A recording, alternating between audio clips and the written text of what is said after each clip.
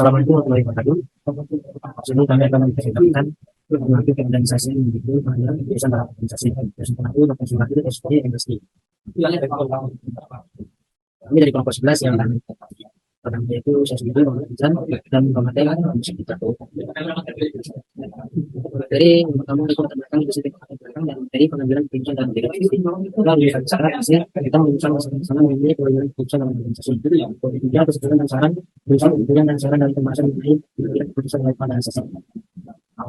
Latar belakangnya itu pengambilan keputusan organisasi adalah proses yang paling penting dalam menentukan organisasi di mana pemimpin dan manajer harus memiliki tindakan yang akan mencapai tujuan organisasi di depan.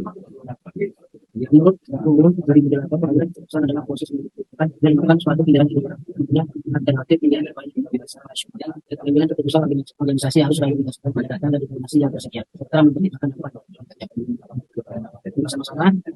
Itu yang pertama jadi sesuatu keputusan, kedua model keputusan, ketiga faktor-faktor pengambilan keputusan, keempat strategi, mekanisme pengambilan keputusan, faktor ini tingkat kepentingan, sedia dan karakteristik keputusan. Berdasarkan pada keputusan, keputusan dilakukan tentang keputusan keputusan politis dan keputusan syarat. Berdasarkan kepemimpinan itu terdapat dua keputusan di dalamnya dan banyak keputusan. Model-model pengembalian keputusan adalah proses terstruktur yang digunakan untuk memadu tim dalam mengambil keputusan. Setiap model pengambil keputusan menggunakan metode berbeda untuk membantu Anda menganalisis dan mengatasi tantangan tertentu. Beberapa model pengambilan keputusan yang umum digunakan dalam organisasi. Yang pertama model rasional, yang kedua model birokratik, yang ketiga model keputusan konflik, dan yang keempat model keputusan grup atau groupthink. Faktor-faktor pengambilan keputusan. Pengambilan keputusan adalah proses yang kompleks, dapat dipengaruhi oleh berbagai faktor.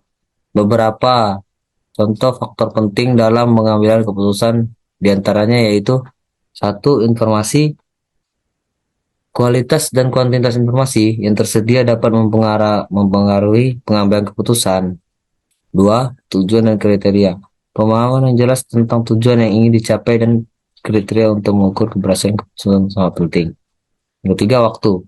Kendala waktu dapat menjadi faktor yang sangat penting.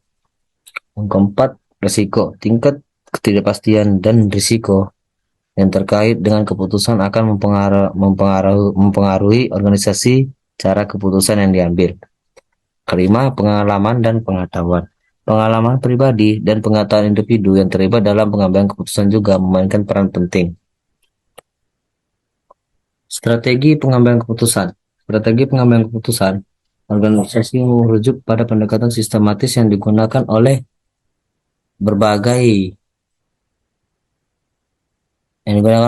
organisasi untuk membuat keputusan yang sangat berkualitas. Strategi ini membantu organisasi untuk mengoptimalkan proses pengambilan keputusan, meningkatkan efisiensi, dan mencapai tujuan yang telah ditetapkan. Berikut adalah beberapa strategi pengambilan keputusan organisasi yang umum digunakan. Di antaranya ada pendekatan nasional.